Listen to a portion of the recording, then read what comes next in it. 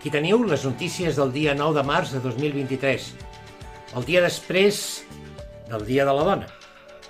Avui dedicarem la nostra emissió només a les notícies, greus notícies, que va donar de si el dia d'ahir.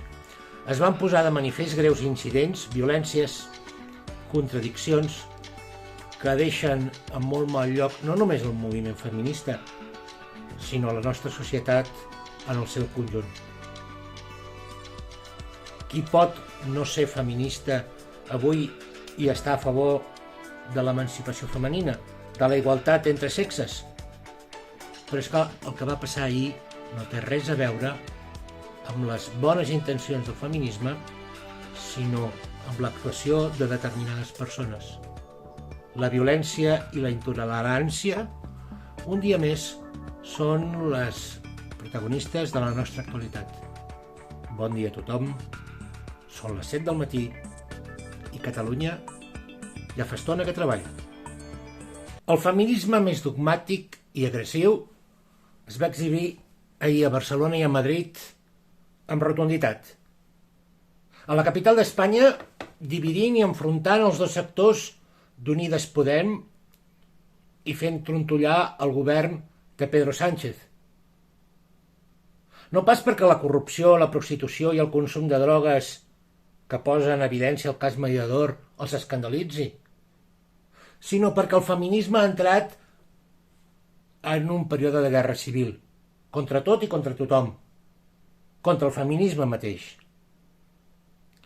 Hostil a qualsevol crítica o discrepància. A la capital catalana, per la seva banda, encara ha estat pitjor, amb l'atropellament de diverses activistes que protestaven a la Diagonal. Una conductora, afortunadament va ser una conductora i no un conductor, va atropellar algunes de les protestatàries que havien tallat el trànsit de la Diagonal, deixant algunes ferides lleus. Algunes persones ferides lleus. Dic que afortunadament va ser una dona i no un home, perquè els manifestants es van precipitar contra el cotxe i sobre la conductora i es podria haver produït un linxament. Com el de la vigília del 8 de març, quan un grup d'unes 2.000 dones van fer una marxa en la qual feien pintades i atacaven en cops de martell entitats bancàries. De manera que ahir, 8 de març pel matí, el fotògraf Emilio Morenati, Premi Pulitzer de Fotografia i periodista de Associated Press, fou atacat per un grup de dones mentre feia la seva feina. Va rebre puntades de peu i cops de puny per un grup d'almenys 10 dones enfurismades. Resulta curiós que en una societat com la nostra, que s'anomena avançada i que tot sovint reclama més protagonisme informatiu per a les dones, aquest important fotògraf s'hagi hagut de justificar dient que només estava fent la seva feina i que volia informar sobre la reivindicació.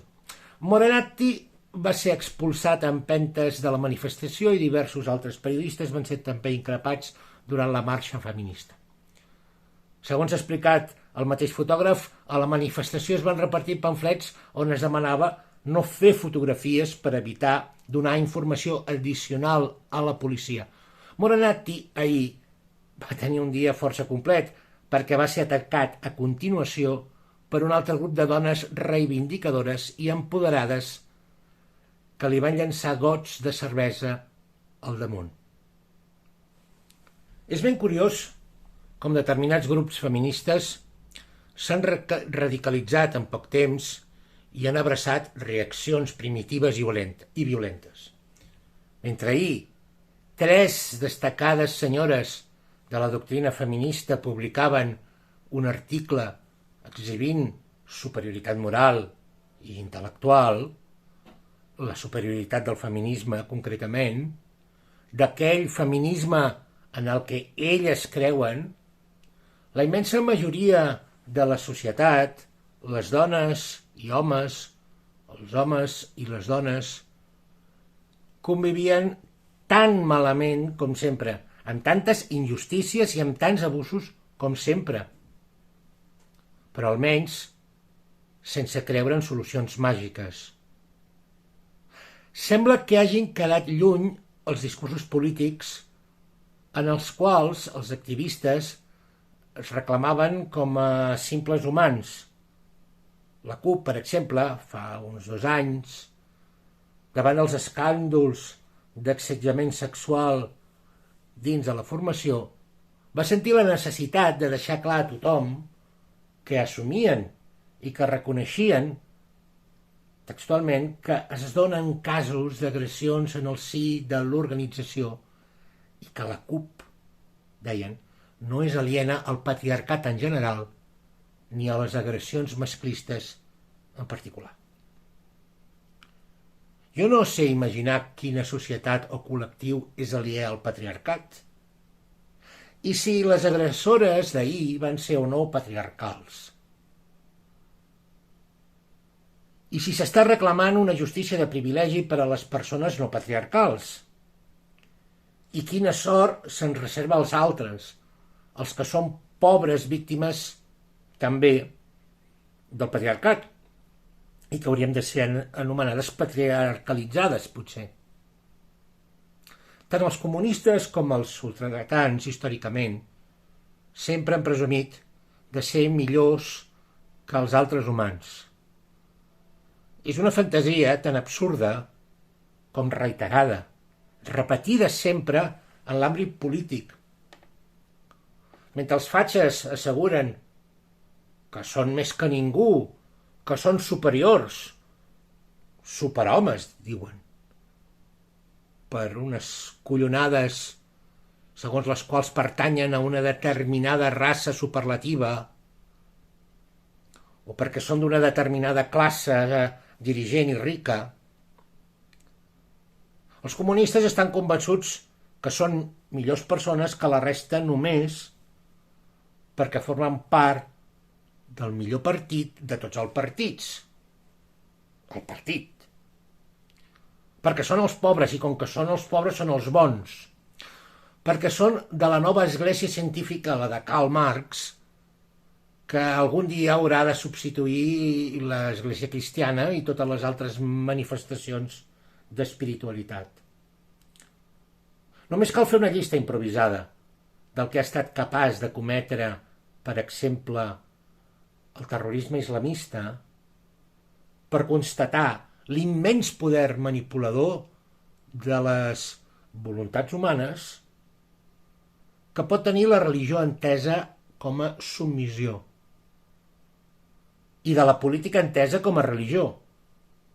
Efectivament, la religió és l'opi del poble, o almenys és el porret dels joves i dels que encara se senten joves. El problema és que el marxisme i el feixisme no són només un simple opi tradicional, sinó un devastador fentanil, aquell narcòtic ideològic responsable dels pitjors crims de la humanitat. No hi ha res com pensar que tens raó. No hi ha res més perillós que pensar que tens tanta raó que estàs disposat a defensar-ho a cops de puny. Els nostres compatriotes del feminisme radical presumeixen de tenir els millors sentiments humans, els més solidaris, els més empàtics amb els més febles i desvalguts. Presumeixen de ser no només les més feministes que les altres, també són més ecologistes, més defensors i defensores de les minories sexuals, són els més ben parits de tots els altres. Però és que a l'hora de la veritat tot això, tota aquesta arrogància, encara està per demostrar, per identificar, encara està per veure. Encara no hem pogut identificar de manera independent i objectiva allò de l'home nou del que parlava Lenin, ni de l'home nou del que parlava Sant Pau Apòstol, ni de la superdona que estan reivindicant aquestes feministes radicals. Encara s'ha de presentar un balanç convincent per tota la societat que vagi més enllà de les bones paraules i de la propaganda. Una propaganda que acaba tenint només una finalitat, no ens podem enganyar, que Pedro Sánchez i Esquerra Republicana són l'esquerra autèntica i l'única possibilitat política a la que podem aspirar com a societat. De moment, l'única cosa que ha canviat en els partits polítics d'avui és un augment de la hipocresia i del doble llenguatge, de la corrosiva mala consciència que encara estimula més la depredació sexual entre silencis i plors. Recordem que els partits són estructures de poder que atreuen sobretot persones interessades en el domini de l'ésser humà sobre l'ésser humà. Els nostres polítics, tots els nostres polítics de dreta i d'esquerra, els homes i les dones dels nostres partits polítics, reciten els 4 tòpics aquells de la vocació de servei a la societat o que han entrat en política perquè volen ser en la lluita per un món millor. Aquesta cançó ja la coneixem. Després, patim patam patum, cínicament, el que veiem és que volen en realitat satisfer les seves pulsions més inconfessables, la seva necessitat de poder més animal, més irracional, per sentir-se vius, potser, per mirar de sentir-se algú, sentir-se algú imposant-te a algú.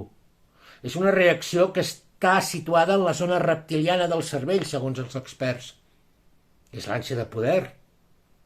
Aquestes pràctiques perverses no les solucionarem en 4 sermons laics o confessionals, perquè no es reeduquen a ningú, perquè no estem davant d'un problema d'educació, no tenim un problema d'educació en aquest cas, sinó un problema de fets.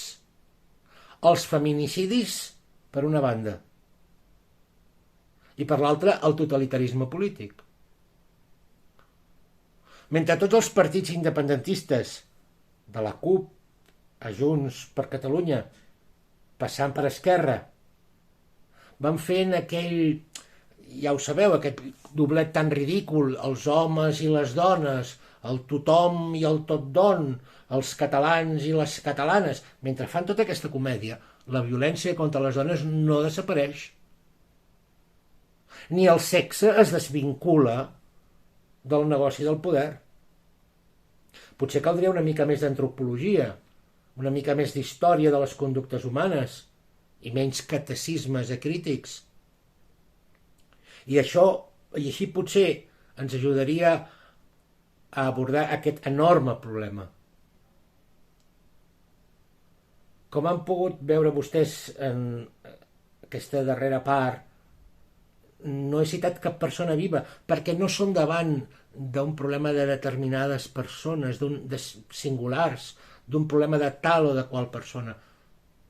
Tenim un problema de patró de conducta, d'un problema que no s'eliminarà només amb bones intencions, ni amb aquesta enginyeria social, per descomptat. Com deia Oscar Wilde, és una frase que he citat moltes vegades i suposo que la citaré moltes més encara: tot en aquesta vida és sexe, excepte pròpiament el sexe, que aleshores és poder. Fins demà. Us he informat en canal obert, enfrontat amb els nostres partits polítics actuals i convençut del futur de Catalunya. Disconforme, incòmode, malcontent, l'os de la música.